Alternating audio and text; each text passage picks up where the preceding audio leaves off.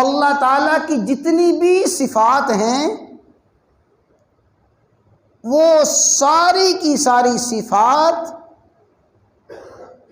ذاتی صفات ہیں، ساری کی ساری صفات حقیقی صفات ہیں، اور ساری کی ساری صفات کمال درجے میں ذات الہیہ میں موجود ہیں۔ ہماری کوئی بھی صفت ذاتی نہیں ہے، بلکہ ہر صفت وہ اللہ تعالیٰ کی عطا اور اللہ تعالیٰ کی طرف سے عطیہ ہے۔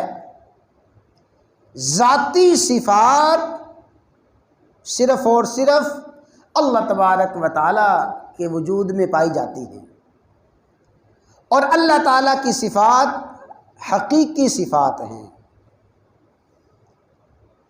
ہم تو کسی کے بارے میں، اپنے بارے میں یہ کہہ سکتے ہیں کہ جی میرے اندر بڑی صفت رحمت پائی جاتی ہے۔